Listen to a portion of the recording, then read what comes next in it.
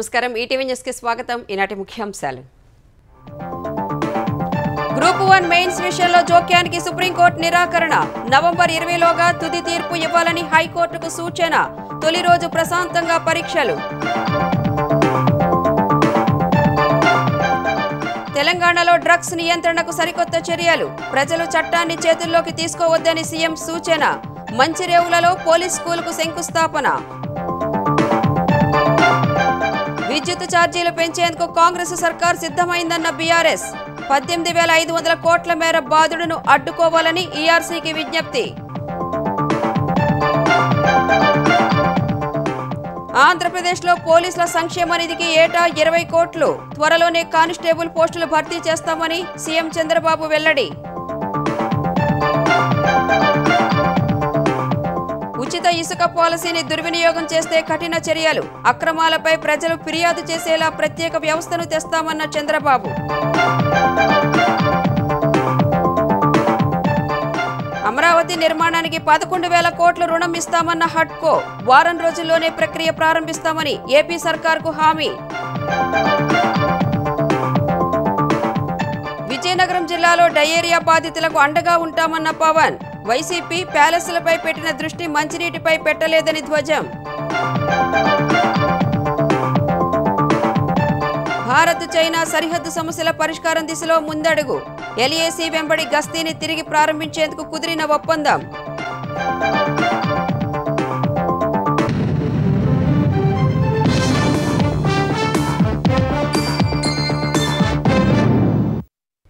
తెలంగాణలో గ్రూప్ 1 ప్రధాన పరీక్షల విషయంలో జోక్యం చేసుకునేందుకు సుప్రీంకోర్టు నిరాకరించిన వేళ తొలి రోజు పరీక్షలు ప్రశాంతంగా జరిగాయి అభ్యర్థుల పరీక్షా కేంద్రాల్లో ఉన్నప్పుడు జోక్యం చేసుకోవడం భావ్యం కాదన్న సుప్రీం ధర్మాసనం హైకోర్టు తుది తీర్పునకు లోబడి ఫలితాలు వెల్లడించాలని ఆదేశాలు జారీ చేసింది నవంబర్ 20 లోపు విచారణ ముగించి తుది తీర్పు ఇవ్వాలని హైకోర్టుకు సూచించింది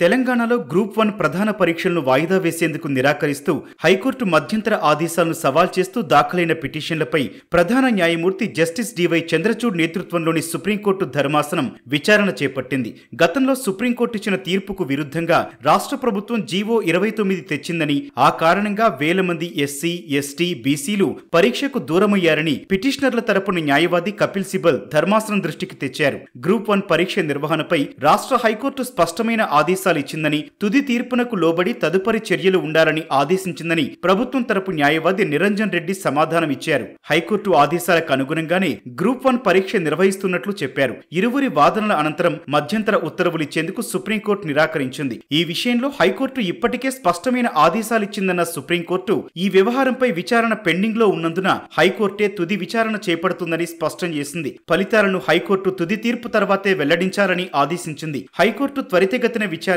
నవంబర్ 20 లోపు తుది తీర్పునివ్వాలని సూచించింది తుది తీర్పునకు లోబడి గ్రూప్ 1 నియామక ప్రక్రియ కొనసాగించాలన్న సీజేఐ ధర్మాసనం పిటిషన్లపై విచారణ ముగిస్తున్నట్లు ప్రకటించింది సుప్రీంకోర్టు ఆదేశాలతో గ్రూప్ 1 ప్రధాన పరీక్షల నిర్వహణకు మార్గం సుగమమైంది అనంతరం గ్రూప్ 1 ప్రధాన పరీక్షలు ప్రారంభమయ్యాయి హైదరాబాద్ రంగారెడ్డి మేడ్చల్ జిల్లాల్లోని 46 కేంద్రాల్లో ఈ నెల 27 వరకు ప్రధాన పరీక్షలు జరగనున్నాయి మధ్యాహ్నం 2 గంటల నుంచి సాయంత్రం 5 గంటల వరకు పరీక్ష జరగనుండగా మధ్యాహ్నం 12:30 నుంచి 1:30 వరకు అభ్యర్థుల్ని కేంద్రాల్లోకి అనుమతించారు తొలి రోజు నిమిషం ఆలస్యంగా వచ్చిన వారిని కూడా అనుమతించలేదు ఫలితంగా కోటి మహిళా కళాశాల పరీక్షా కేంద్రానికి 2 నిమిషాలు ఆలస్యంగా వచ్చిన వరంగల్ కు చెందిన శ్రీలేఖను అధికారులు పరీక్షకు అనుమతించలేదు వివేకవర్ధిని కళాశాల కేంద్రం వద్ద ఆలస్యంగా వచ్చిన మరో అభ్యర్థిని లోనికి అనుమతించలేదు సికింద్రాబాద్ పీజీ కళాశాలకు నిమిషం ఆలస్యం వచ్చిన అభ్యర్థిని పోలీసులు వెనక్కి పంపగా అతను గోడ దూకి పరీక్షా కేంద్రంలోకి వెళ్లేందుకు యత్నించాడు పోలీసులు అరెస్టు చేసి బేగంపేట పోలీస్ స్టేషన్ కు తీసుకెళ్లారు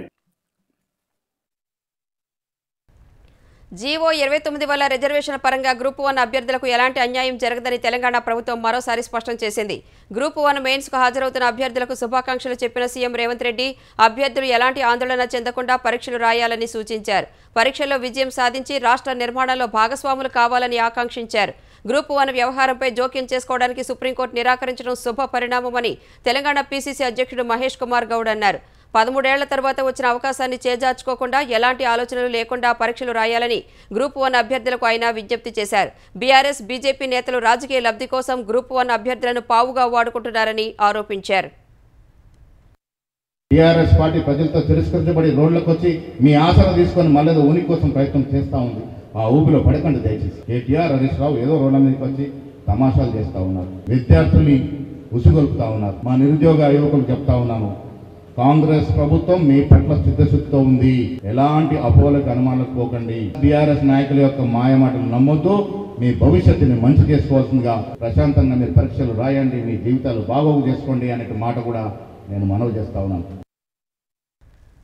గ్రూప్ 1 నియామకాల్లో ఎస్సీ, ఎస్టీ, బీసీ, మైనార్టీలకు జరుగుతున్న అన్యాయంపై బీఆర్ఎస్ చివరి వరకు పోరాటం చేస్తుందని ఆ పార్టీ కార్యనిర్వాహక అధ్యక్షుడు కేటీఆర్ అన్నారు. జీవో 29 పై హైకోర్టులో సమర్థుడైన న్యాయవాదిని పెట్టి వాదనలు వినిపిస్తామని తెలిపారు. ఈ పిల్లల పక్షాన హైకోర్టులో సమర్థవంతమైన న్యాయవాదులను మా పార్టీ తరఫున మేము నియమిస్తాం, గట్టిగా కొట్లాడతాం. ఎందుకంటే ఇది ఒక జీవో ఇష్యూ కాదు, కొంతమంది పిల్లల ఇష్యూ కాదు, ఇది రాజ్యాంగం ఇష్యూ.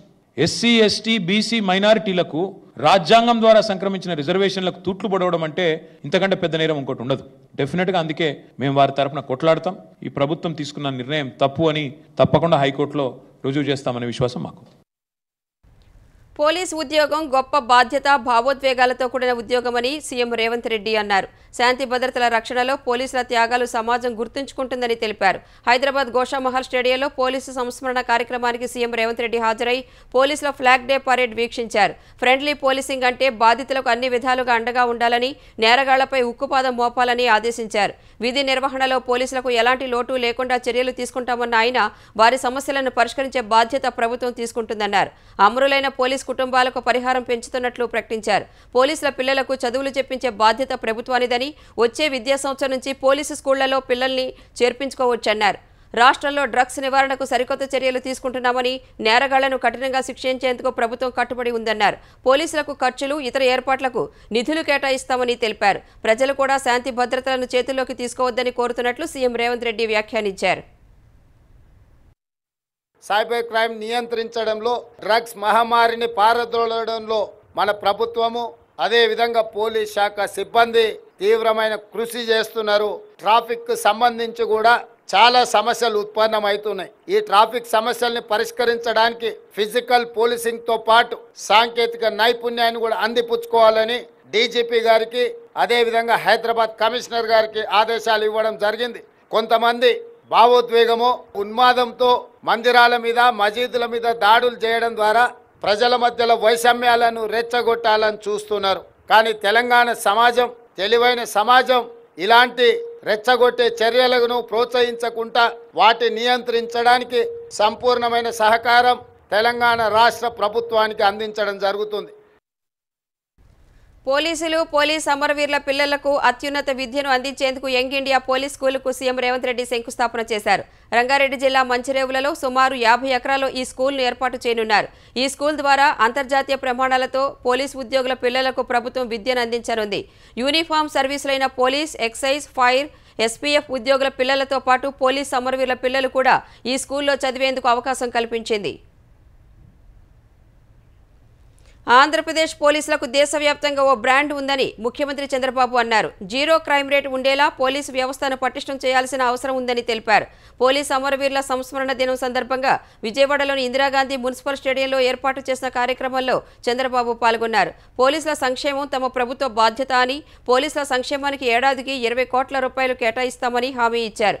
నేరస్తులు సాంకేతిక పరిజ్ఞానాన్ని వినియోగించి సైబర్ నేరాలకు పాల్పడుతున్నారని, క్రిమినల్స్ కన్నా సాంకేతికతలో పోలీసులు ముందుండాల్సిన అవసరం ఉందన్నారు. మహిళలపై నేరాలకు పాల్పడే వారికి అదే ఆఖరి రోజు కావాలని చంద్రబాబు స్పష్టం చేశారు. నేరం చేయాలంటే నిందితులు భయపడే పరిస్థితి ఏపీలో ఉండాలన్నారు. విజయవాడలో రౌడీయిజాన్ని అణిచివేశారని, గంజాయి లాంటి మత్తు పదార్థాల విక్రయాలపై కూడా ఉక్కుపాదం మోపాలని సూచించారు. కొన్నేళ్లుగా పోలీసుల సరెండర్ లీవ్స్, ఇన్సూరెన్స్ బకాయిలు సుమారు 750 కోట్ల మేర పెండింగ్లో ఉన్నాయని, విడతల వారీగా వాటిని చెల్లిస్తామని హామీ ఇచ్చారు. గత ప్రభుత్వాన్ని మీరు చూశారు. కక్ష సాధింపులు, రాజకీయ వేధింపులకు వేదికగా పోలీసులు తయారు చేసే పరిస్థితికి వచ్చారు. ఐపీఎస్ వ్యవస్థను వాడే పరిస్థితికి వచ్చారు. ఈ వ్యవస్థను పూర్తిగా నిర్వీర్యం చేశారు.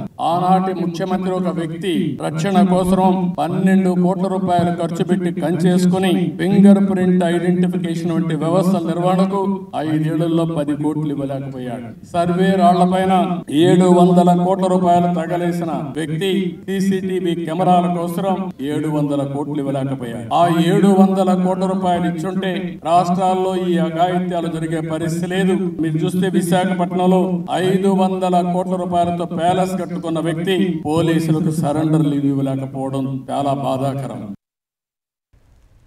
ఆంధ్రప్రదేశ్లో ఉచిత ఇసుక విధానంపై అధికారులకు సీఎం చంద్రబాబు కీలక ఆదేశాలు జారీ చేశారు. ఉచిత ఇసుక విధానంపై సచివాలయంలో సమీక్ష నిర్వహించిన ఆయన సొంత అవసరాలకు ఇసుక తీసుకువెళ్లే వ్యక్తులు గ్రామ వార్డు సచివాలయాల్లో నమోదు చేయించాలని సూచించారు. ఇసుక కొరత తీర్చేలా రీచ్లలో తవ్వకాలు లోడింగ్ ప్రక్రియ ప్రైవేటుకు అప్పగించే అంశంపై ఆలోచన చేయాలని దిశానిర్దేశం చేశారు. ఈ ప్రక్రియ మొత్తాన్ని జిల్లా స్థాయి శాండ్ కమిటీ పారదర్శకంగా పర్యవేక్షించాలని ఆదేశించారు. ఇసుక అందుబాటులో లేని జిల్లాల్లో స్టాక్ యార్డుల ద్వారా సరఫరా చేయాలని తెలిపారు. ఇతర రాష్ట్రాలకు ఇసుక తరలింపును అడ్డుకునేందుకు ప్రత్యేక కార్యాచరణ సిద్ధం చేయాలని ఆదేశించారు. చెన్నై, హైదరాబాద్, బెంగళూరు మార్గాల్లో చెక్పోస్టులు ఏర్పాటు చేసి సీసీటీవీ ద్వారా నిరంతరం పర్యవేక్షించాలని స్పష్టం చేశారు. ఉచిత ఇసుక పాలసీని ఎవరైనా ఎక్కడైనా దుర్వినియోగం చేస్తే తీవ్ర చర్యలు ఉంటాయని హెచ్చరించారు. అక్రమ ఇసుక తవ్వకాలపై సామాన్యులు కూడా ఫిర్యాదు చేసేలా ప్రత్యేక వ్యవస్థ ఏర్పాటు చేయాలని అధికారులను ఆదేశించారు. ఏపీలో గత ప్రభుత్వ తప్పిదాలే విజయనగరం జిల్లా గుర్లలో ప్రస్తుత పరిస్థితులకు కారణమని ఉప ముఖ్యమంత్రి పవన్ కళ్యాణ్ అన్నారు. 100 కోట్లతో ప్యాలెస్లు కట్టుకోవడంపై ఉన్న శ్రద్ధ రక్షిత తాగునీటిపై పెట్టలేదని మండిపడ్డారు. డయేరియా ప్రబలిన విజయనగరం జిల్లా గుర్ల గ్రామంలో పర్యటించి ప్రాథమిక ఆరోగ్య కేంద్రంలో డయేరియా బాధితులను ఆయన పరామర్శించారు. వ్యాధి వ్యాప్తి కారణాలపై వైద్యులను అడిగి తెలుసుకున్నారు. అనంతరం గ్రామంలో పర్యటించి ట్యాంకుల ద్వారా నీటి సరఫరాను పరిశీలించారు. తాగునీటి సమస్యలపై మహిళలతో మాట్లాడారు. పారిశుద్ధ్య నిర్వహణ అధ్వానంగా ఉందని, రక్షిత మంచినీటి ట్యాంకును చాలా కాలంగా శుభ్రం చేయడం లేదని వారు ఫిర్యాదు చేశారు. గుర్ల గ్రామంలో పర్యటనకు ముందు నెల్లిమర్ల మండలం ఎస్ఎస్ఆర్ పేట వద్ద తాగునీటి పథకాన్ని పవన్ పరిశీలించారు. గుర్ల గ్రామానికి పంపిణీ అవుతున్న నీటి నాణ్యతపై ఆరా తీశారు. గుర్ల గ్రామంలో డయేరియా సమస్యపై కలెక్టరేట్లో సమీక్షించిన పవన్ గత 5 ఏళ్లలో కనీసం ఫిల్టర్ బెడ్స్ ను మార్చలేదని మండిపడ్డారు. 15వ ఆర్థిక సంఘం నిధులు అందించకుండా గ్రామ పంచాయతీలను నిర్వీర్యం చేశారని ఆగ్రహం వ్యక్తం చేశారు. బహిరంగ ప్రదేశాల్లో మలమూత్ర విసర్జనను నిషేధించాలని పవన్ ప్రజలకు విజ్ఞప్తి చేశారు. సమస్యపై విచారణకు సీనియర్ ఐఏఎస్ విజయానందను ప్రభుత్వం నియమించిందన్న ఆయన విచారణ తర్వాత పరిహారం ప్రకటిస్తామని చెప్పారు. తన తరపున మృతుల కుటుంబాలకు 1,00,000 చొప్పున సాయం ప్రకటించారు. వాటర్ సోర్స్ నుంచి వెళ్ళిన పైప్ లైన్ గుర్ల గ్రామానికి వెళ్ళి అక్కడి నుంచి తిరిగి పైకి వెళ్ళిన నీళ్లు మళ్ళీ తిరిగి కింద డిస్ట్రిబ్యూట్ అయ్యి ప్రతి గ్రామానికి వెళ్ళే చోట ఆ ఓపెన్ డెఫికేషన్ వల్ల ఫీకల్ కంటామినేషన్ ఉంది అనేది ప్రాథమిక అంచనాగా అధికారులందరూ తెలియజేస్తా ఉన్నారు. బయటికి వెళ్ళి అలవాటు అని చెప్పి దానివల్ల చాలా మంది అలవాట్ల వల్ల మిగతా వాళ్ళ ప్రాణాలకు కూడా ఇది ప్రమాదకరంగా పరిగణిస్తున్నారు. ఓపెన్ డెఫికేషన్ ఆపాలి, దీన్ని చైతన్యం చేయాలనేది ఇక్కడ ఉన్న మా ప్రజాప్రతినిధులందరికీ కూడా మా బాధ్యత తెలియజేద్దాం. అలాగే ప్రతి ఒక్కరు ప్రజలందరూ కూడా దీంట్లో భాగస్వామ్యులు కావాలని కోరుకుంటా ఉన్నాం. ఏదైతే వాటర్ సోర్స్ పాయింట్స్ ఏమున్నాయని అవన్నీ పరిశుభ్రంగా ఉండాలి. ముందు వాటిని చుట్టూ బండ్స్ కట్టాలి. ఫర్దర్ పొల్యూషన్ లేకుండా ఉండాలి. ఇవన్నీ ముందుకు తీసుకెళ్తాం ఖచ్చితంగా. ఇవన్నీ రాజధాని అమరావతి నిర్మాణానికి 11,000 కోట్ల రూపాయల రుణం మంజూరు చేసేందుకు హడ్కో ముందుకు వచ్చింది. ఈ మేరకు హడ్కో సీఎండీ సంజయ్ కుల్శ్రేష్ఠ్ ఏపీ మంత్రి నారాయణకు హామీ ఇచ్చారు. ఢిల్లీలో పర్యటిస్తున్న మంత్రి నారాయణ పురపాలక శాఖ ప్రత్యేక ప్రధాన కార్యదర్శి Anil Kumar Singhal, housing urban development corporation అధికారులతో కలిసి హడ్కో అధికారులతో సమావేశమయ్యారు. అమరావతి నిర్మాణంతో పాటు నెల్లూరులో అభివృద్ధి కార్యక్రమాలకు సంబంధించిన అంశాలపై మంత్రి హడ్కో అధికారులతో చర్చించారు. అమరావతి నిర్మాణంలో ప్రభుత్వ ఆలోచన విధానాన్ని హడ్కో అధికారులకు వివరించారు. అమరావతి నిర్మాణం కోసం ఏపీ సీఆర్డీఏకు 11,000 కోట్ల రుణం, నెల్లూరు మున్సిపల్ కార్పొరేషన్ పరిధిలో వివిధ అభివృద్ధి పనులకు 165 కోట్ల రూపాయల రుణం విడుదలకు హడ్కో అధికారులు అంగీకారం తెలిపారు. వారం రోజుల్లోనే రుణ మంజూరు ప్రక్రియ ప్రారంభిస్తామని హామీ ఇచ్చారు. 5 ఏళ్లలో లక్షలాది ఉద్యోగాల కల్పనే లక్ష్యంగా నైపుణ్య గణన చేస్తున్నట్లు ఏపీ ఐటీ శాఖ మంత్రి నారా లోకేష్ తెలిపారు. ఈ మేరకు ఏపీలో స్కిల్ డెవలప్మెంట్ ప్రణాళికలు, నైపుణ్య గణనకు కేంద్ర ప్రభుత్వ సహకారం కోరారు. ఢిల్లీలో స్కిల్ డెవలప్మెంట్ శాఖ మంత్రి జయంత్ చౌదరిని కలిసిన లోకేష్ ఏపీలో చేపట్టే స్కిల్ సెన్సెస్ పై ప్రజెంటేషన్ ఇచ్చారు. నైపుణ్య గణనపై పైలట్ ప్రాజెక్టు పూర్తి కాగానే లోటుపాట్లు సరిచేసి ఏపీ వ్యాప్తంగా సెన్సెస్ చేపడతామన్నారు. నైపుణ్యమున్న మానవ వనరుల తయారీకి ఉపయోగపడేలా ప్రభుత్వ ప్రైవేటు భాగస్వామ్యంతో అమరావతిలో ఇండియన్ ఇన్స్టిట్యూట్ ఆఫ్ స్కిల్స్ ఏర్పాటు చేయాలని కేంద్ర మంత్రి లోకేష్ విన్నవించారు. మంగళగిరిలో జెమ్స్ అండ్ జ్యువెలరీ, కర్నూలులో రెన్యూబుల్ ఎనర్జీ, చేనేత, హస్తకళలు, విశాఖలో ఫార్మా ల్యాబ్స్, నెల్లూరు, తిరుపతిలో electronic system design manufacturing centre of excellence కేంద్రాల ఏర్పాటుకు స్కిల్ కౌన్సిల్ సహకారం కోరారు. ఇందుకోసం ప్రధానమంత్రి కౌశల్ వికాస్ యోజన ద్వారా నిధులు కేటాయించాలని లోకేష్ విజ్ఞప్తి చేశారు. ఆంధ్రప్రదేశ్ను డ్రోన్ క్యాపిటల్ ఆఫ్ ఇండియాగా తీర్చిదిద్దాలన్నదే లక్ష్యమని రాష్ట్ర ప్రభుత్వం వెల్లడించింది. అందుకే అక్టోబర్ 22, 23 తేదీల్లో జాతీయ స్థాయి డ్రోన్ సమ్మిట్ నిర్వహిస్తున్నట్లు పెట్టుబడులు మౌలిక సదుపాయాల కల్పన సంస్థ కార్యదర్శి సురేష్ కుమార్ వెల్లడించారు. ఈ వేదికగా ఏపీ డ్రోన్ ముసాయిదా విధానాన్ని ఆవిష్కరించి సమ్మిట్లో పాల్గొనే వారితో పంచుకుంటామన్నారు. ఒప్పందాల కోసం చాలా సంస్థలు ముందుకు వస్తున్నా పూర్తిస్థాయి పాలసీ సిద్ధమయ్యాకే ఆ దిశగా అడుగులు వేయాలని నిర్ణయించినట్లు సురేష్ తెలిపారు. హ్యాకథాన్ డ్రోన్ విజేతలకు అక్కడే సీఎం చంద్రబాబు చేతుల మీదుగా బహుమతుల ప్రదానం చేస్తామన్నారు. డ్రోన్ సమ్మిట్లో భాగంగా విజయవాడ పున్నమి ఘాట్లో రేపు 5,500 డ్రోన్లతో ప్రత్యేక ప్రదర్శన ఏర్పాట్లు చేసినట్లు సురేష్ కుమార్ వివరించారు. దక్షిణ కొరియా రాజధాని సియోల్లో తెలంగాణ మంత్రులు, ఎమ్మెల్యేలు, అధికారుల బృందం పర్యటిస్తోంది. తొలి రోజు మాపోలో చెత్త నుంచి విద్యుత్ ఉత్పత్తి చేసే కేంద్రం పరిశీలించారు. వేస్ట్ టు ఎనర్జీ టెక్నాలజీ ద్వారా నగర వ్యర్థాలను పునర్వినియోగంలోకి తెస్తున్న విధానాన్ని తెలుసుకున్నారు. అనంతరం చుంగ్ గై చున్ రివర్ ఫ్రంట్ను సందర్శించి ఒకప్పుడు మురికి కాలువగా ఉన్న నదికి అక్కడి ప్రభుత్వం పునరుజ్జీవం కల్పించిన విధానాన్ని అధ్యయనం చేశారు. నదుల పునరుజ్జీవంపై చేపట్టిన పథకాలను పరిశీలించేందుకు దక్షిణ కొరియా పర్యటనకు వెళ్లిన తెలంగాణ మంత్రులు, ఎమ్మెల్యేలు, అధికారుల బృందం రాజధాని సియోల్లో పర్యటిస్తోంది. తొలి రోజు మాపోలో చెత్త నుంచి విద్యుదుత్పత్తి ప్లాంటును సందర్శించారు. ఈ ప్లాంట్లో రోజుకు 1000 టన్నుల వ్యర్థాలను రీసైక్లింగ్ చేసి విద్యుదుత్పత్తి చేస్తున్నారు. పర్యావరణంపై దుష్ప్రభావం పడకుండా వేస్ట్ టు ఎనర్జీ టెక్నాలజీని సియోల్ నగరపాలక సంస్థ వాడుతోంది. 2005లో ప్రారంభమైన ఈ ప్లాంట్లో ఏడాదికి సుమారు 2 లక్షల టన్నుల వ్యర్థాలు రీసైక్లింగ్ చేస్తున్నారు. మరో 10 ఏళ్లలో భూ ఉపరితలం నుంచి తొలగించి భూగర్భంలో వ్యర్థాలు రీసైక్లింగ్ చేసేలా 4 భారీ ప్లాంట్లు నిర్మిస్తోంది. వ్యర్థాల రీసైక్లింగ్ ను అధ్యయనం చేసిన తెలంగాణ బృందం హైదరాబాద్లో అమలు చేసే అవకాశాలను పరిశీలిస్తోంది.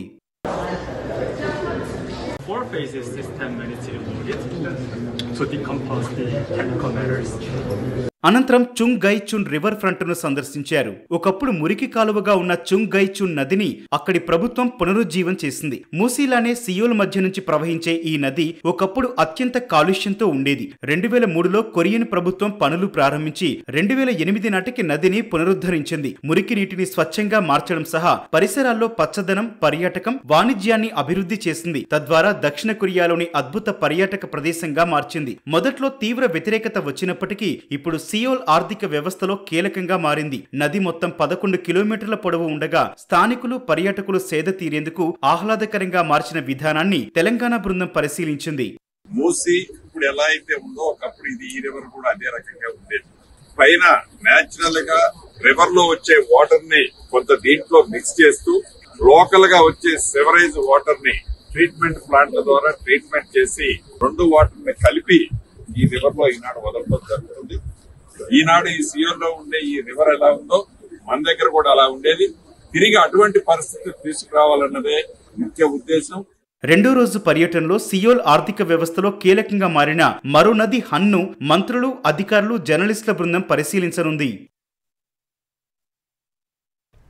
దేశంలో ఎక్కడా లేని విధంగా మెరుగైన విద్యుత్ సేవలు అందించేందుకు తెలంగాణలో అంబులెన్స్ తరహాలో ప్రత్యేక వాహనాలు అందుబాటులోకి తెచ్చామని ఉప ముఖ్యమంత్రి భట్టి విక్రమార్క చెప్పారు.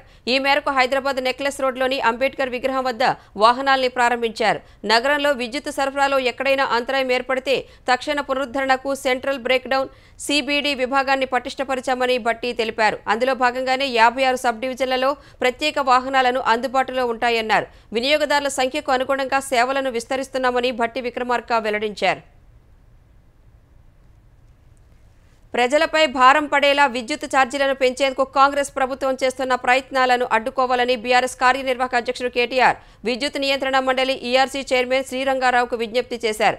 ఈ మేరకు మాజీ మంత్రి జగదీష్ రెడ్డితో కలిసి ఈఆర్సీ చైర్మన్ను కలిసిన కేటీఆర్ విద్యుత్ ఛార్జీలు పెంచేందుకు అనుమతి ఇవ్వాలంటూ ప్రభుత్వం విద్యుత్ సంస్థల ద్వారా దాఖలు చేసిన ప్రతిపాదనలను తిరస్కరించాలని కోరారు. అనేక వర్గాలకు ఉచితంగా విద్యుత్ అందిస్తామని చెప్పి అధికారంలోకి వచ్చిన కాంగ్రెస్ పార్టీ ఇప్పుడు ప్రజలపై 18,500 కోట్ల మేర ఛార్జీల భారం మోపేందుకు సిద్ధమైందని ఆరోపించారు. విద్యుత్ ఛార్జీలు పెంచే సుమారు 9 ప్రతిపాదనలను ఈఆర్సీకి ప్రభుత్వం సమర్పించిందన్నారు. ఇళ్లకు వాడుకునే కరెంటు నెలకు 300 యూనిట్లు దాటితే కిలోవాటుకు స్థిర ఛార్జీని ప్రస్తుతం 10 రూపాయలు వసూలు చేస్తుండగా దాన్ని 50కి పెంచాలని డిస్కంలు కోరుతున్నట్లు సమాచారం ఉందన్నారు. దీని కారణంగా 300 యూనిట్లకు పైగా విద్యుత్ వినియోగించే వారిపై భారీగా భారం పడుతుందని కేటీఆర్ ఆందోళన వ్యక్తం చేశారు. భారత్ చైనా సరిహద్దు ప్రాంతాల వద్ద నెలకొన్న వివాదాల పరిష్కారానికి జరుగుతున్న చర్చలు కొంతమేర సఫలమయ్యాయి. వాస్తవాధీన రేఖ వద్ద సరిహద్దు ప్రాంతాల వెంబడి గస్తీ నిర్వహణను పునః ప్రారంభించేందుకు ఇరు దేశాలు అంగీకరించాయని భారత విదేశాంగ శాఖ వెల్లడించింది. తూర్పు లదాఖ్లోని వాస్తవాధీన రేఖ వెంబడి మళ్లీ గస్తీ నిర్వహించే అంశంపై ఇరు దేశాల మధ్య ఒప్పందం కుదిరిందని విదేశాంగ శాఖ కార్యదర్శి విక్రమ్ మిశ్రీ తెలిపారు. ఈ ఒప్పందంతో బలగాల ఉపసంహరణ, 2020లో తలెత్తిన సమస్యల పరిష్కారానికి మార్గం సుగమమవుతుందని ఆశాభావం వ్యక్తం చేశారు. రష్యాలో జరగనున్న బ్రిక్స్ 16వ శిఖరాగ్ర సదస్సులో పాల్గొనేందుకు ప్రధాని నరేంద్ర మోదీ మంగళవారం వెళ్లనున్న నేపథ్యంలో ఈ ఒప్పందం కుదరడం విశేషం. ఈ సదస్సులో ప్రధాని మోదీ చైనా అధ్యక్షుడు జిన్పింగ్తో భేటీ కానున్నట్లు తెలుస్తోంది. విమానాలకు వరుస బాంబు బెదిరింపుల నేపథ్యంలో ప్రస్తుత చట్టాల్లో సవరణ చేసి బెదిరింపులకు పాల్పడుతున్న వారిపై చర్యలు తీసుకుంటామని పౌర విమానయాన శాఖ తెలిపింది. ఉడాన్ పథకం 8 ఏళ్లు పూర్తి చేసుకున్న సందర్భంగా ఢిల్లీలో మాట్లాడిన కేంద్ర మంత్రి రామ్మోహన్ నాయుడు చౌక ధరల్లో చిన్న నగరాలకు విమానాలు నడిపేందుకు తెచ్చిన ఉడాన్ పథకాన్ని మరో 10 ఏళ్లు పొడిగిస్తున్నట్లు ప్రకటించారు. ఉడాన్ పథకంలో సీ ప్లేన్లు, హెలికాప్టర్లను కూడా చేర్చనున్నట్లు తెలిపారు. తద్వారా విమానయాన రంగం బలోపేతమవుతుందన్నారు. బాంబు బెదిరింపులు వచ్చినప్పుడు పాటిస్తున్న ప్రోటోకాల్ కారణంగా విమానాలు ఆలస్యమై ప్రయాణికులు ఇబ్బంది పడుతున్నట్లు ఆయన చెప్పారు. అయినప్పటికీ ప్రయాణికుల భద్రతే తమకు ముఖ్యమని స్పష్టం చేశారు. మహారాష్ట్ర, ఛత్తీస్గఢ్ సరిహద్దు అటవీ ప్రాంతం మరోసారి తుపాకుల మోతతో దద్దరిల్లింది. గడ్చిరౌలి అటవీ ప్రాంతంలో జరిగిన ఎన్కౌంటర్లో 4 మావోయిస్టులు మృతి చెందారు. గడ్చిరౌలి, ఛత్తీస్గఢ్లోని నారాయణపూర్ సరిహద్దు ప్రాంతం వద్ద మావోయిస్టులు భద్రతా బలగాలకు మధ్య ఎదురుకాల్పులు చోటు చేసుకున్నట్లు అధికార వర్గాలు వెల్లడించాయి. ఈ కాల్పుల్లో ఓ జవాన్ గాయపడినట్లు తెలిపాయి. గాయపడిన జవాన్ను హెలికాప్టర్లో నాగపూర్ తరలించినట్లు చెప్పాయి.